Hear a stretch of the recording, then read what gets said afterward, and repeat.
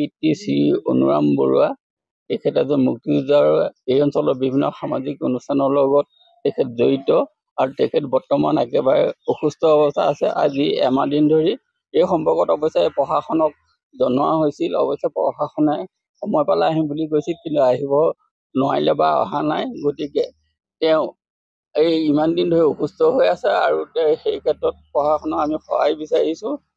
আৰু তেখেতে মুক্তিযোদ্ধাৰ পেঞ্চন লাভ কৰি আছে আৰু তেখেতৰ মানে এই বিভিন্ন অঞ্চলৰ লগত জড়িত বিভিন্ন অনুৰাগীয়ে তেখেতৰ শুভেচ্ছা আন্তৰিক মানে কি কয় সুস্থ হোৱাৰ বাবে ভগৱানৰ ওচৰত প্ৰাৰ্থনা জনায়।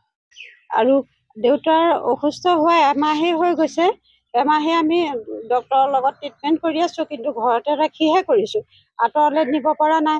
আৰু বিভিন্ন দল সংগঠনে আহি খবৰ লৈছে, কিন্তু প্ৰশাসনীয় কোনো মানুহ আজিলৈকে আমাৰ ঘৰত অহা নাই। আহিম বুলি কৈছে যদিও পোৱাহি নাই আজিলৈকে। গতিকে আমি এতিয়া চিকিৎসা অব্যাহত ৰাখি আছোঁ। 105। দেউতা আজি বহুত দিনে মাহমানে হ'ল পৰি আছে। মোৰ শহু হ'লেও মই বহুত আবেগী। দেউতাৰ অন্য কোনো বেমাৰ নাছিলে, আজি এমাহ ধৰি বেমাৰ হৈ আছে। কোনো প্ৰশাসনে খবৰ লোৱা নাই, তাৰ বাবে অকণমান দুখিত হৈছোঁ। চৰকাৰী পক্ষৰ কোনো মানুহ অহা নাই, কিন্তু মই ডাঙৰ বোৱাৰী হিচাপে যিখিনি কৰ্তব্য কৰিব লাগে কৰি আছোঁ। আৰু তেখেতৰ সুস্থ কামনা কৰি যাতে মুখ্যমন্ত্ৰী ডাঙৰীয়া ছাৰে যাতে এদিন খবৰ লয়, স্থানীয় বিধায়কৰ যাতে খবৰ লয়, তাৰ বাবে তেখেতলোকৰ ওচৰত মই অনুৰোধ জনাইছোঁ।